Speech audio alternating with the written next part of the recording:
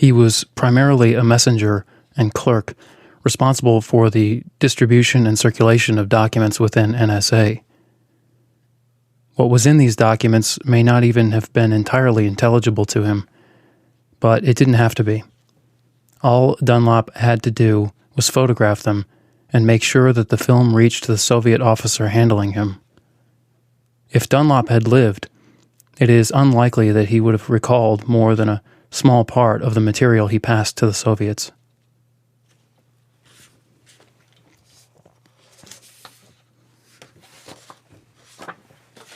This is Retrace. It's September 10th, 2020. That was from page 249 of Dulles, Craft of Intelligence. Retrace is a podcast and live stream that works on the problem or the question, what's going on out there? And our point of departure is the concept of intelligence. And we identified 3 kinds of intelligence: natural, artificial, and strategic. And we're working on strategic intelligence. We talked yesterday about 3 kinds of problems in Alan Dulles' Chapter 15, Security in a Free Society.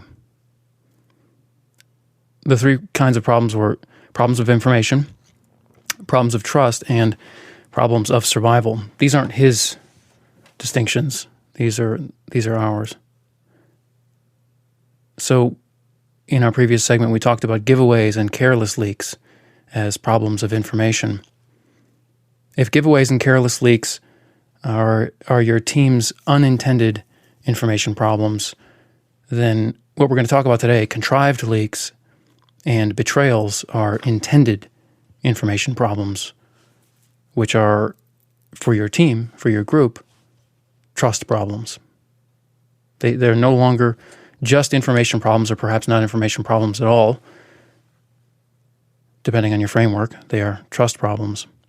Contrived leaks, think of whistleblowers or competing employees within an organization manipulating the press by releasing information selectively.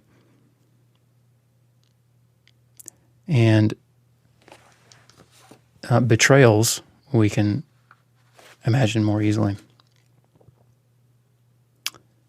So in terms of trust problems, the first matter at hand is picking whom you trust carefully, and the second is hardening your team's valuables against anybody who you trusted but shouldn't have.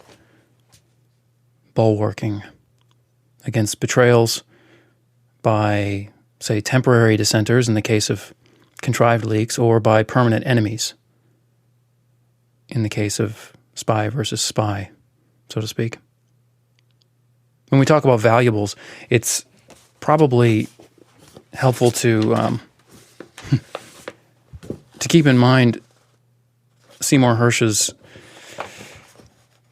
I guess you'd call it a discovery of the family jewels at the CIA.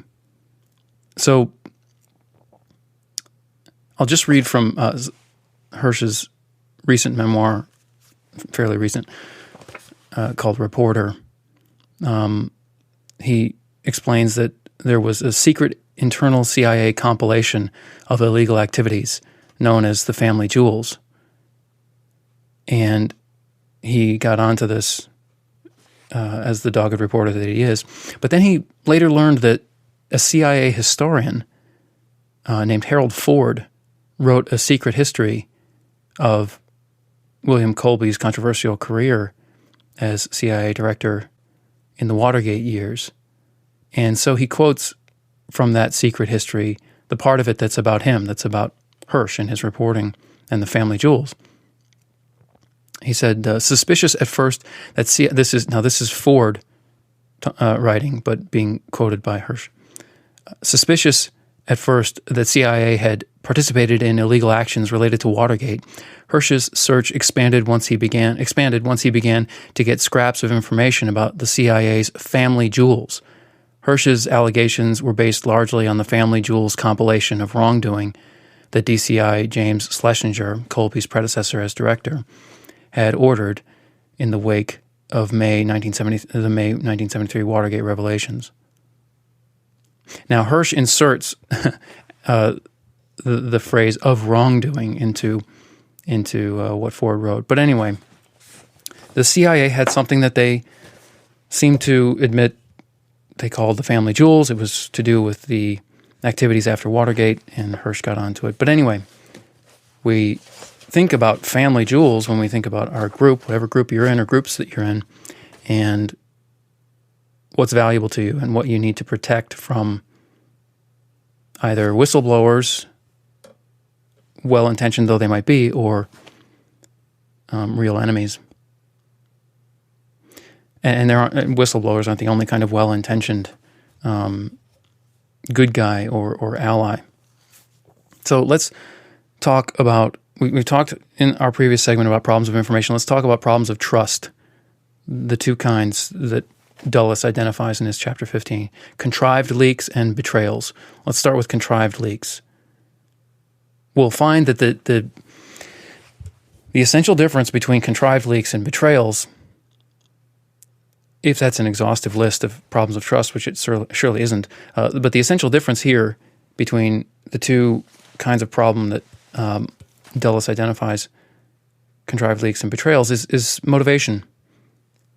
So in the case of contrived leaks, the motivation is not hostility to the group. So let's think of a whistleblower in a government organization or in a company.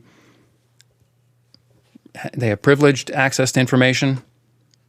It doesn't have to be super secret. There doesn't have to be a piece of paper with secret written on it. There doesn't have to be a locked file cabinet or a sophisticated electronic container of any sort, virtual container. It can just be something that some employee, company, or government heard, and then that person sees what's going on in the public. They know a secret, or it doesn't have to be a profoundly deep secret to be a secret. Anything that we don't know about what's going on in an organization, whether that organization has an intelligence component or not, is in effect secret to us, to outsiders. But then you're an outsider to an organization, but you're an insider to the larger group. Let's say the society or the nation state of which that organization is a part, and you are a part. In contrived leaks, whether it's a whistleblower or whether it's some machinations by a competing employee, let's say you're deputy director of whatever, and there's a junior position below that.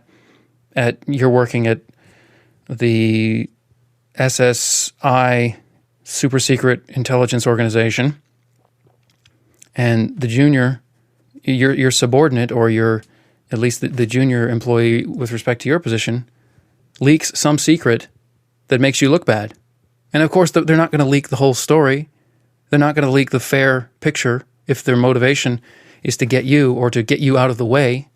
Maybe they think you're a bad guy. Maybe they don't care whether you're good or bad. They just want you out of the way. They're ambitious. We're all ambitious to some extent. So what's the motivation there? The motivation is hostile to someone or something, but it's not the kind of hostility that is a part of betrayal. You might feel like it's a betrayal if you trusted this person, of course, but you're not the larger group. Either you're not the organization, or you're not the ultimate large group of which the organization is a part or a member. So the motivation is hostility to something within the group. It's subgroup hostility. Compare betrayals. Think Cold War Soviet spies versus Western spies.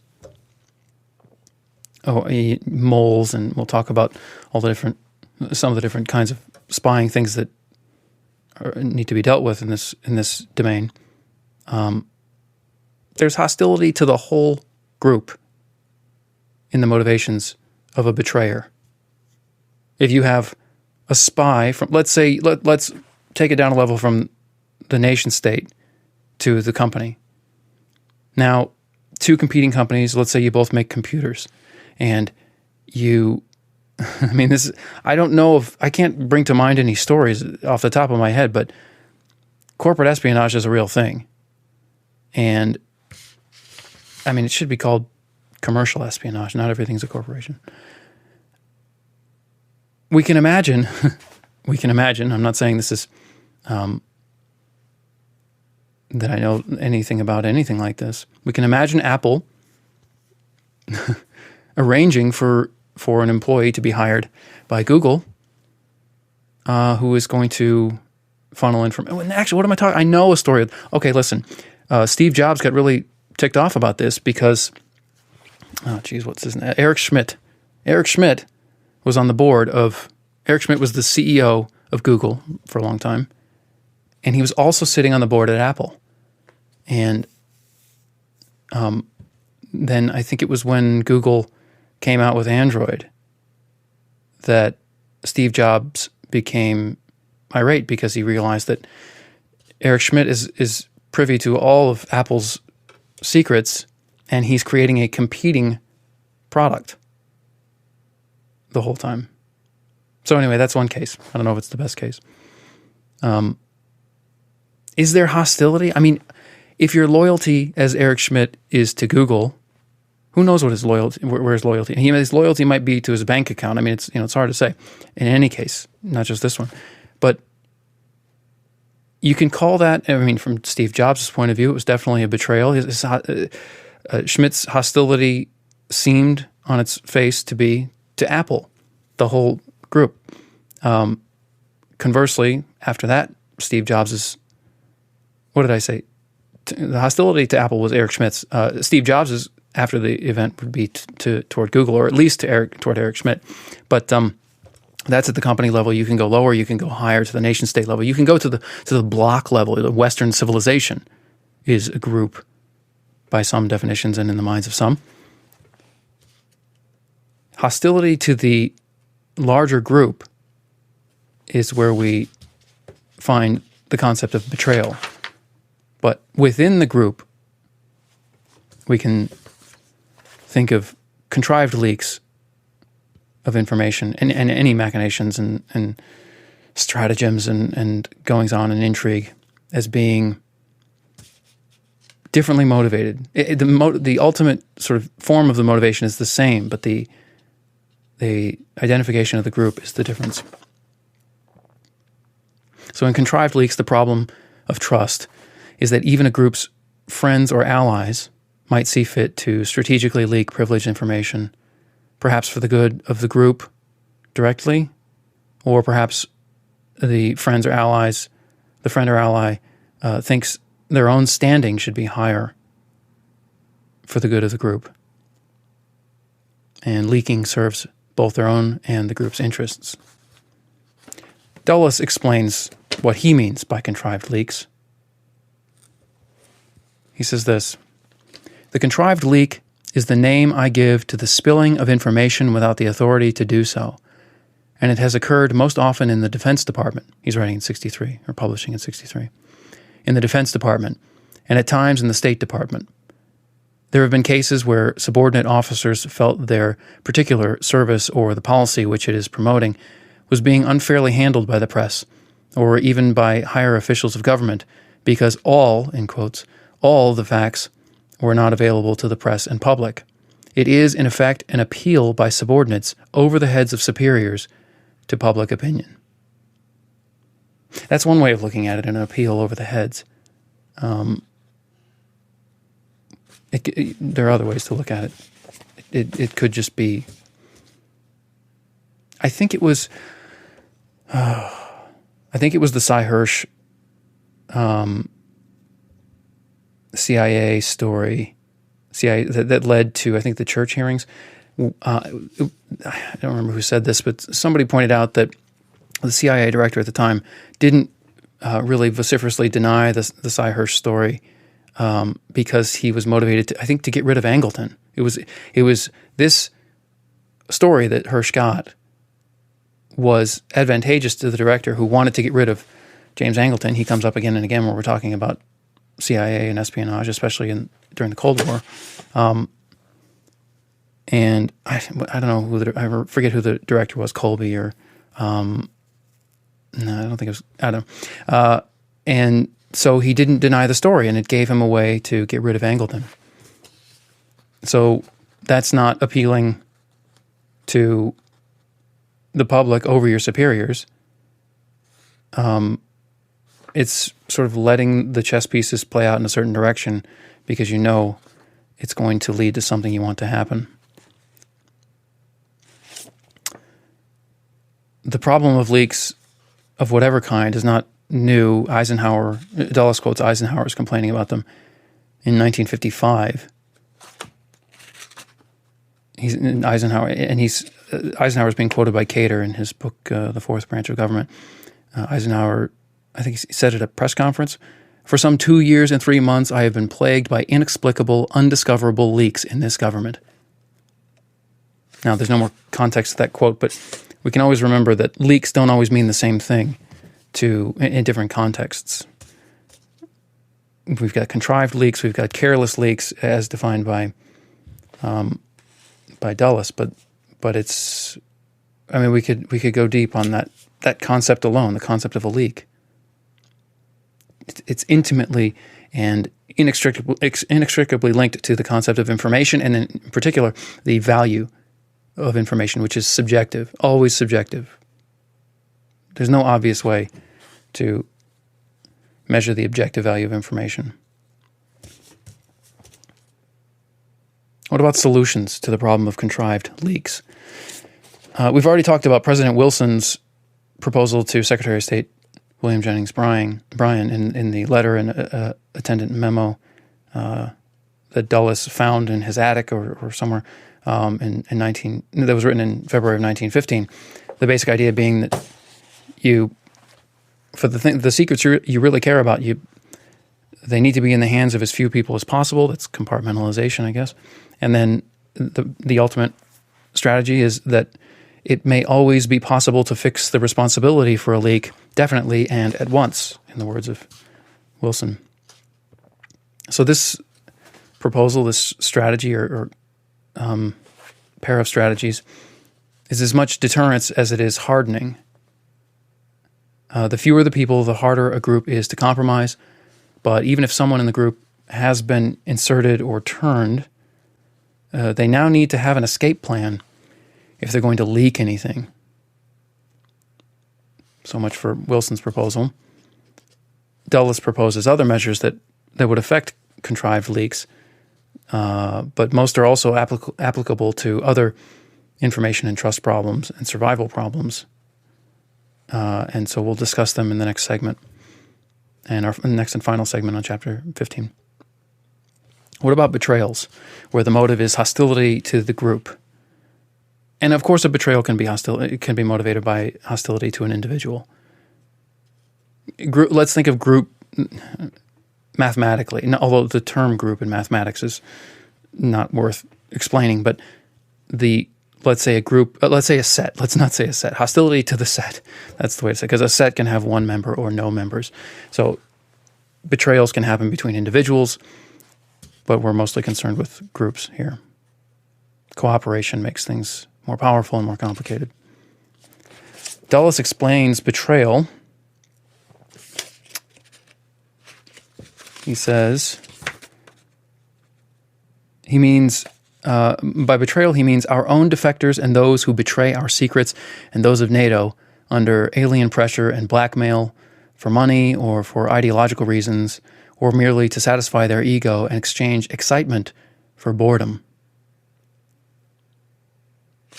We forget that depending on your point of view, if you see government whistleblowers as noble or as sinister, they mean to be seen as noble.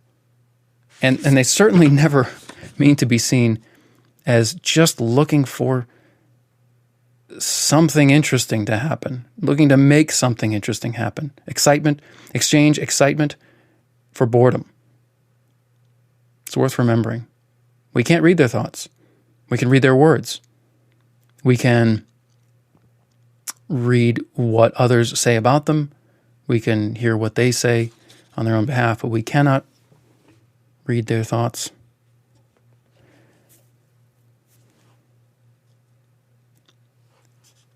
Dulles talks about pressure, blackmail, money, ideological reasons, and the ego. Well, if you're familiar with the world of intelligence, you might be thinking of MICE, the useful acronym for this sort of stuff. MICE stands for money, ideology, compromise, and ego, and sometimes compromises coercion, depending on who's talking. Money, ideology, compromise or coercion, and ego. This is from the Association of Former Intelligence Officers Guide to the Study of Intelligence, in an article by a psychiatrist or a psychologist, and Charney, and a CIA case officer. Perhaps the most oft-cited explanation for espionage is the revealed knowledge known by the acronym MICE, as well as in many subsequent variations. While MICE presents a more or less common sense view of general motivation, that was likely popular before being presented to the public in print, it appears to have first been posited in a book by former KGB Major Stanislav Levchenko. And Levchenko wrote a book published in, I guess, 1988 by Pergamon called On the Wrong Side, My Life in the KGB. So he defected in 1979 and wrote that memoir, published in 88. And MICE comes from that, according to Charney and Irvin. All right, so, and I think I first heard that on a TV talk show, that the former intelligence officer mentioned MICE. It's a handy way to remember what most of what espionage is all about, espionage and counter-espionage. I mean, it's not most of what it's about, but geez, it's one of the vital organs, that concept. You know, it seems from an outsider's point of view, trying to imagine what it would be like to work inside an intelligence organization. And by the way, you might already do that and you just don't realize it. You know, if we define intelligence organization more carefully. But anyway, trying to imagine what it's like being inside one. It might seem like finding betrayers is an unequivocally good thing. And Dulles will have more to say about this in our next segment. But he and others also point out that when you find a spy, let's just use the shorthand spy, when you find a spy in your organization, it becomes known more widely than just the people involved. Well, just imagine. I mean, what do you start to worry about if you work at that organization, or that organization works for you? In the case of a government that's responsive to its people, are you going to feel a sense of relief? Were you thinking before that story broke that I know there's a spy out there, and so we just, I'm worried. I hope we catch him soon. And then when the story breaks, you think, oh, good, we caught him. Oh, that's good. I feel better now that I heard that story. No, it's the opposite. You're not thinking about it. Even in the intelligence community, it's presumably pretty difficult to maintain this sort of constant sense of that possibility, to hold in mind those two pictures of reality. That one is that all these people that you work with and you trust and you were careful to pick, or someone else is careful to pick and careful to pick you, these are good guys on your team. That's one picture of reality that you have to hold. And then the other is the Angleton version, we'll call it, the longtime chief of counter-espionage at the CIA under Dulles and others, the Angleton version, which is there is probably or almost certainly a bad guy in our group, and we don't know who it is. Hold those two pictures in your mind. That's what you should be doing if you're in an intelligence organization, or if you're benefiting from one, which we all are in some way or another. So you hear the story that we caught one, and let's assume that it's true and it's not trumped up charges, or there's some political motive or strategic motive that isn't political. The definitions are loose here. Well, let's assume assuming the story is true, you have a reaction of presumably suddenly thinking about this problem and then worrying that there are more, or worrying about the damage that person already did. The damage is over. We caught him. And you're now worried about the damage. It's already done. So both Dulles and Lowenthal, whose textbook, Intelligence from Secrets to Policy, 8th edition, talk specifically about this problem, the havoc wreaked on an organization by suspicion. Either suspicion based on events that have not happened yet, but that are believed to be happening. In the case of Angleton, he might or might not have been reacting to the discovery of spies in various circumstances. Or after the discovery of a spy, the suspicion and worry and consternation that follows that there might be more of them. How bad is the situation? I mean, have you, dear listener, have you ever been spied on? Set aside the sort of mass surveillance that's a fact of life and presumably not even avoidable by most means of encryption. Have you ever been spied on? Some of us have, some of us haven't. That's a strange feeling, presumably. And it really depends on the nature of the spying. If someone looked over your shoulder in a cubicle setting, how much could they really discover? If they put a camera in your hotel room, that's totally different.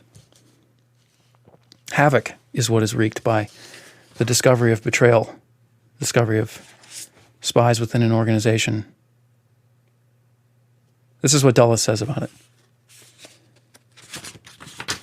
In passing, it is worth noting that the exposure of presumed espionage or treason, indeed even the hint of it, in high places, has a powerfully disruptive effect on governments that can be matched by little else.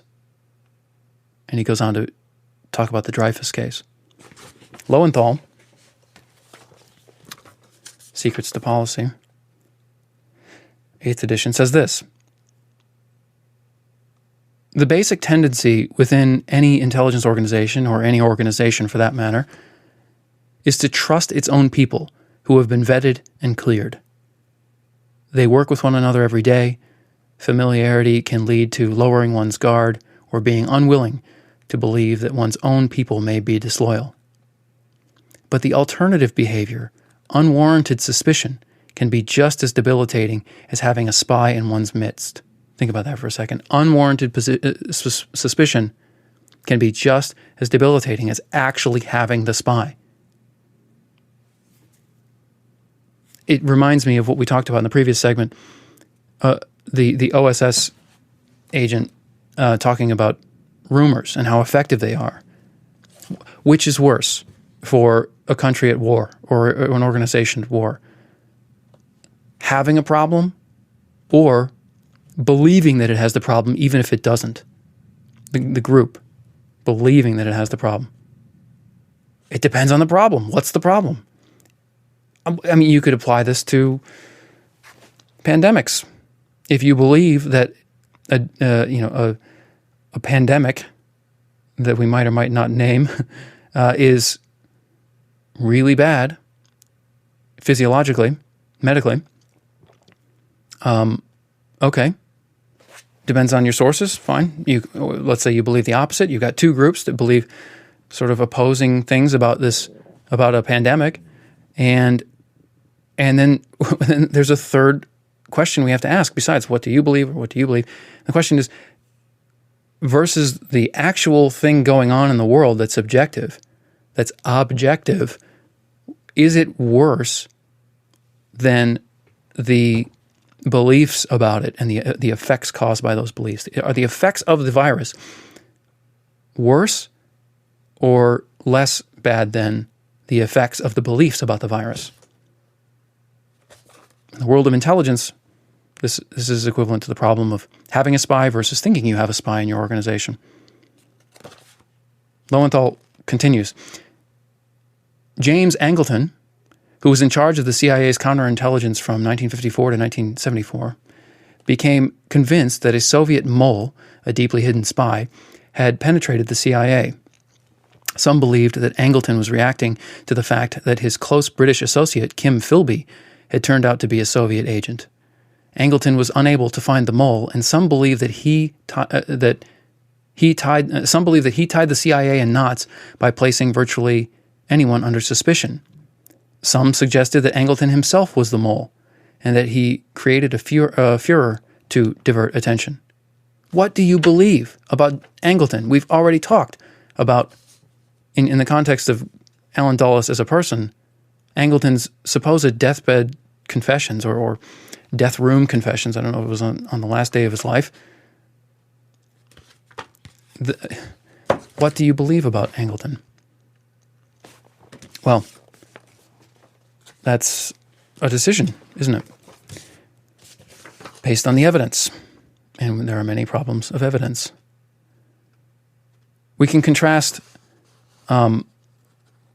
the solution of paranoia to prevent or to ferret out betrayal with President Wilson's proposal of having a small group, let's call that compartmentalization, and then hardened deterrence thereby, which is the group is small, we all know who's in it, and we know that the secrets are only held in that group, so that if it gets out, it's going to be pretty easy to find out who leaked it. That's deterrence.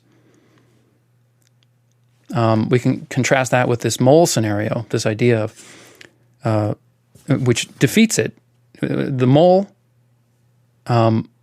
which is a situation where you have secrets being leaked from very high up, but they're not known to be leaking, and so the leaker, the agent, the high up agent, requires no escape plan. In Wilson's scenario, that agent has to get out because it's known that the information has leaked. But if the information isn't known to have leaked, watch any spy movie, or not any spy movie, but some spy. Tinker Tailor Soldier Spy is the perfect case of this. If before the secrets are known to be leaking, it's a completely different situation, and one that does not require an escape plan for the mole. By the way, mole, popular to outsiders as it might be in the world, in thinking about intelligence, actually is a fairly recent term, and I've yet to read it used by the old school intelligence guys. We just heard Lowenthal use the word, but Peter Gross, Alan Dulles' biographer, says this: the CIA, along with the rest of the world, never succeeded in penetrating the mind of Stalin, and did only marginally better with the Soviet leaders who succeeded him. Acquiring such intelligence would ideally require a mole, a well-connected agent within the Kremlin who could accurately and confidently report out his findings. And then he notes that the term mole is a relatively recent addition to the lexicon of espionage, and that it was coined by John le Carré. Though such a boon sometimes appears in the history of intelligence, meaning a mole, it generally belongs in the category of what Allen called storybook stuff. So Alan Dulles, according to Gross, thinks moles are mostly are all storybook stuff. So let's recap. We were talking yesterday about information problems, careless leaks, and giveaways. And today we've established that they're different from trust problems, contrived leaks, and betrayals. And they're different based on the intentions and the groups of those involved.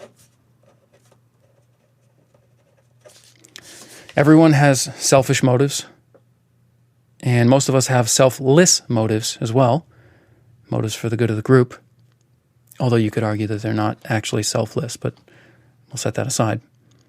Money, ideology, compromise, blackmail, coercion, ego satisfaction.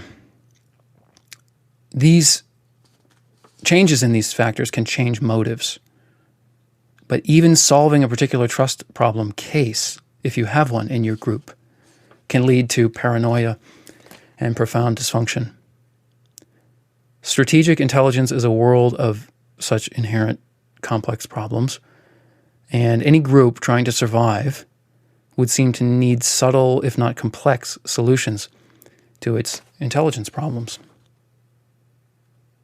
Next, we're going to talk about survival and the role of strategic intelligence, and spies in our final segment on Dulles' Chapter 15, Security in a Free Society. References from today's show will be in the RSS show notes in the podcast feed. Full notes are on our website. Our website is retrace.com, retraice.com. This is segment number 4. Signing off.